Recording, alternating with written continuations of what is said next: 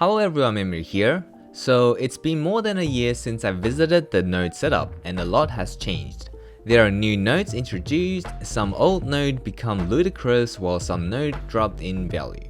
I cover some of them here and there sprinkled across a few of my videos, but this is the complete package of my valuable node 2020 version that some of you were asking for. As a rough estimation, if you copy every node that I invested in, have 100% max level artisan workers on all of them, leave the game on 24/7 and just sell the materials straight to the market, you should be getting at least 100 million after tax worth of materials per day. This is a rough estimation, but I'm being very conservative about it, so you should be getting even more than that. Now go ahead and click the description to open up the timestamps and skip to the content that you actually need in this video, because I'm gonna ramble for a bit before I actually start ranking the nodes. Okay, before we start, just to get everyone on the same page, I will not be covering the basics of how nodes work. There are plenty of videos that explains that. And I'm sure most people click on this video already know how they work anyways. I will be covering most nodes in all regions excluding the ocean, and basically explains what I think which nodes are valuable and which ones are trash at the moment. If I left out a node, it means it's not worth to get in my opinion. The value of the node is based on the NA version, so if you're in the other regions, you should always check the price before you invest your CP accordingly. I know a significant amount of my viewers are from the C region and the console versions. I'm sorry I really don't have the time to start another Black Desert life, but this video should still be accurate to a certain degree. I won't be giving the details of silver per hour per CP for each node because that will be too much unnecessary information. Also, there are many other reasons to consider if a node is good or not, so instead I will be ranking them from tier 1 to tier 4 based on my experience. Where tier 1 is a must-have, those are the ones that you throw your contribution points first before anything else. Tier 2 nodes are ones that is not as well-rounded of a node, but there are still good reasons to have them. So invest in tier 2 nodes after you have spare points from getting all the tier 1 nodes. Tier 3 nodes are the ones for people who has at least soft cap CP, pay to win on storage and lodging on all major cities and towns, and invest their CP only in nodes and nothing else. That means you have enough CP to get all tier 1s and tier 2 nodes and still have leftovers, just like me. Tier 3 nodes have poor silver per CP ratio and or materials are borderline sellable for now. They have potential to increase their values in the future, so it's okay to stockpile some of them even if they're not selling for now. Tier 4 nodes are trash. I will go through the nodes by regions because that's the easiest way to do it, and again, there will be timestamps in the description below for your reference. And at the end of the video, I'll rank each regions in terms of which one you should be investing first when you are short of CPs to get them all. So let's start from Valencia. I have been emphasizing Valencia nodes for a while now because half of them turned from trash nodes into tier 1 nodes. Here on the screen you see these 3 active nodes in the sulfur mine area. There are 2 titanium and 2 vanadium nodes here. These 4 are tier 1 nodes because titanium and vanadium has medium production rates and they worth around 3k each, which is considered high. The violet and blue crystal are also very valuable because they are now bartering materials. Even though these nodes are expensive to get and link to, they are all grouped together, which makes it worth. Now moving down, there's a cactus node here, which is a tier 1 node as well because of bartering. You're gonna hear me mention bartering a lot in this video, so get used to it. Anyways, it has high production rate, it sells for around 2.5k and it's on the way to the sulfur mine, so get it. Moving on to the farms around the Valencia city. We have date palm and freeca here. These nodes are straight away tier 1 nodes. They have both the highest production rate and some of the highest base material price in the game because of bartering. Silk node here is a T2 node at the moment. Since this is the only silk node in the game, it does have the potential to become a T1 node if the price jump back up to more than 1.7k-ish. The pistachio node here is a T3 node, probably because there are 4 of these in the game. It's unstable though, sometimes the price can spike to a T2 level. Moving on to the Shakatu town, we have Vanadium and Freaka node, which we talked about earlier, easy T1 nodes. Then we have Fig, Nutmeg and Elder Tree nodes. Fig and Nutmeg is T1 node, no question asked, because of buttering again. Elder Tree is a T2 node because of the sap, otherwise it would be a T4 node. The sap is one of the material to upgrade the ship and it's troublesome to gather, so having a small pile is always good. There are 2 other Elder Tree nodes near Altanova, but this one is just the cheapest for me to invest, that's why I have this one and only this one. On the side we also have Star Anise?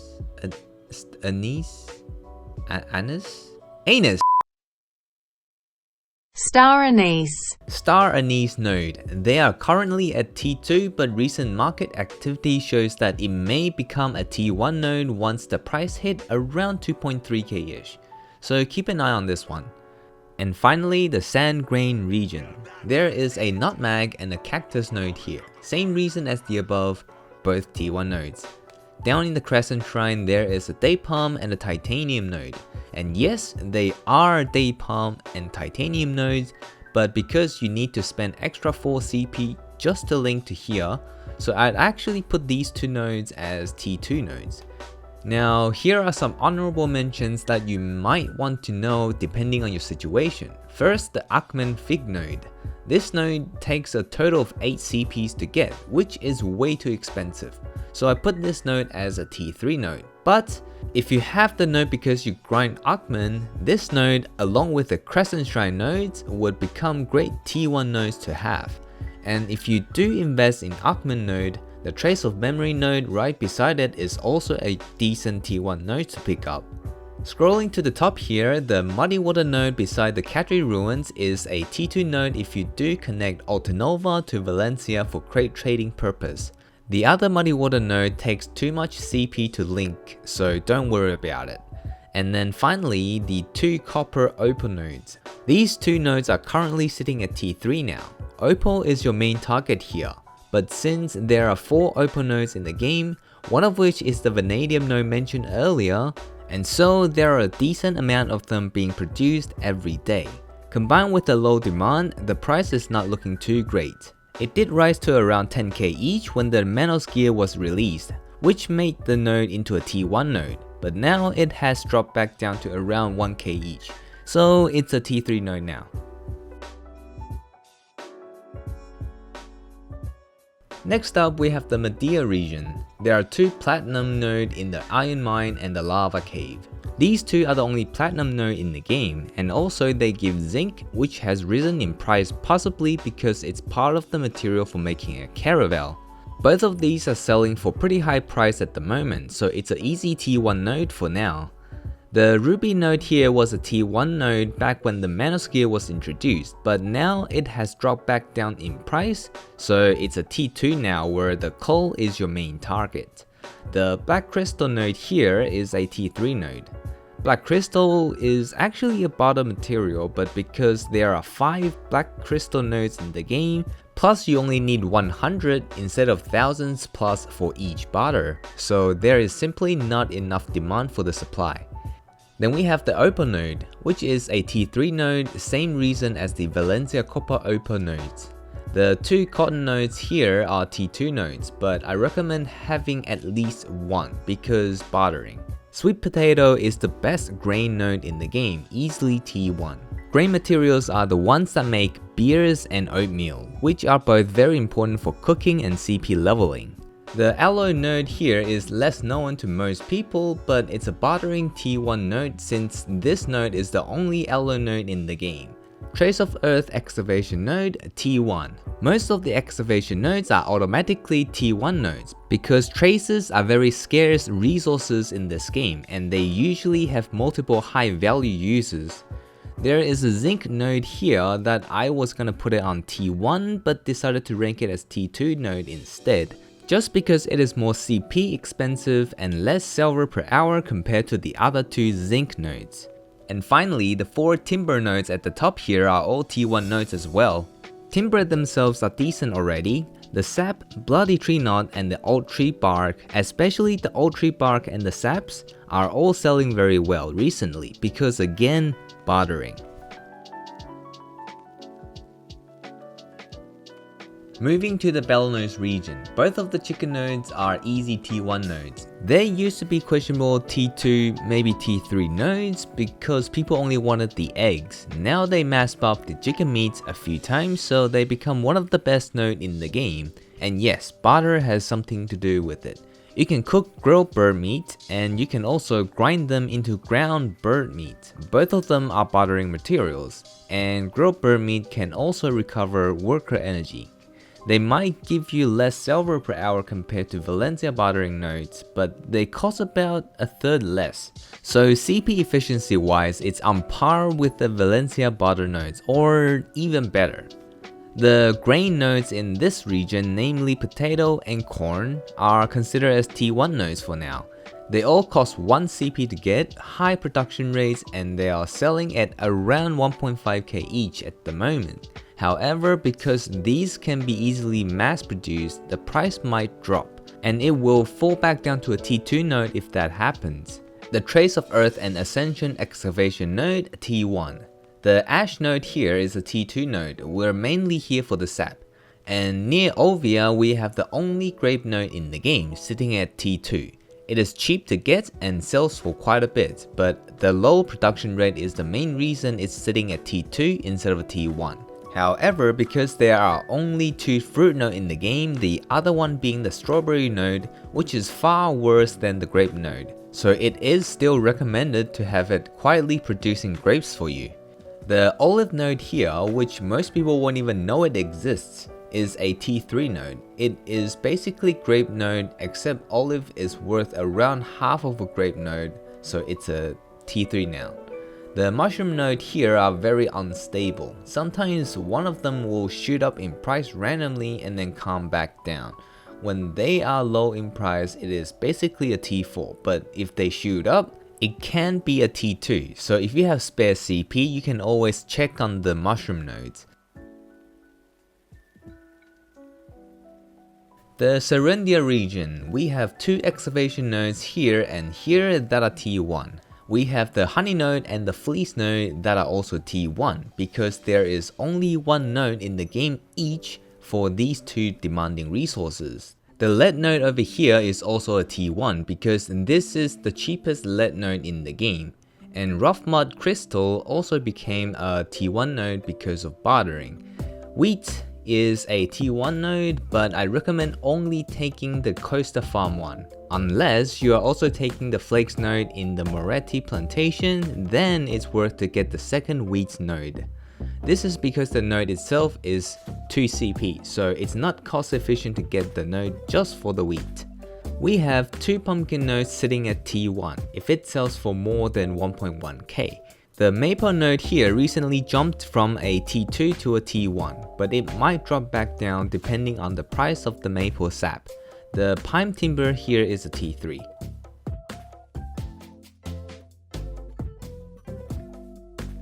Moving on to the Duvencrune region. This is not a good region for node money because there are many trap nodes that is not as good as it looks. For example, the 4 timber nodes that also gives you planks. The pine and birch nodes here compared to the other birch and pine nodes, they have extra chance to also give you planks. If you convert the planks into timbers, it means you're getting roughly 1.7 times more timber than normal nodes. That's great, right? Not if it costs 5 times more CP than the normal version. The cost basically put these nodes into T4. This also applies to the fir and thuja timber nodes here. Thuja nodes can be a T2 node however, since the thuja sap is extremely sought after, and this is the only thuja nodes in the game. But you need to put even more CP just to link to this node. So it is still not recommended to get these two nodes unless you are using the saps for yourself. There are some corns and barley nodes here, but again, they are T2 or T3 nodes because the cost is either double or triple compared to the other regions. The two excavation nodes here are T2 nodes instead of T1 because of the cost again. However, it is still recommended to get these since Trace of Memory and Origin are one of the higher selling traces on the market. Moving down, the two Mithril nodes are two big trap nodes to get. Mithril is constantly selling at max price at 40k. Zinc and Knock Ore are both selling at decently high price as well. However, the production rate of Mithril is extremely low, basically non-existent. It is the second slowest production material in the entire game, so you are basically paying 5 CP just for the zinc and Knock Ore alone, which is definitely not worth, so they are T3 nodes. Next region, we have the good old Calpheon. This region gives me the most silver per day until Valencia happened, but it's still the second most profitable region at the moment. We have 3 excavation nodes here, here, and here, all T1 nodes. We have 3 tin nodes, 2 of which are T1s, and the third one here in the Kuruto cave is a T2 because somehow it has 2 to 3 times more workload compared to the other tin nodes. And also the secondary material for the Kuruto cave tin node has the lowest price out of all 3 tin nodes at the moment. Moving on, we have 3 fir nodes and 3 cedar nodes, and that's on T1. There are 3 birch nodes here, but only 2 of them can barely make it to T1. The third one on Quint Hill is a T3 because you need to spend 4 CP just to link to the node. Here in the northern wheat plantation, we have wheat and barley at T1, paprika and T2. Even though paprika is always sold out at the moment, but the max price is capped at 705 silver each, so it doesn't really have the potential to become a T1 node. Next up, we have the coal node at the Kaplung quarry sitting at T1. The coal node in the Glutoni cave is a T3 node because it is way too expensive to link there. The pine node down here is a T2 now. It used to be a T1 because making and selling urea stuff was a thing before, which requires the pine sap. The ghost mushroom beside it is a T3 node, so don't worry about it. And the rest of the node in this region is a T3 or below.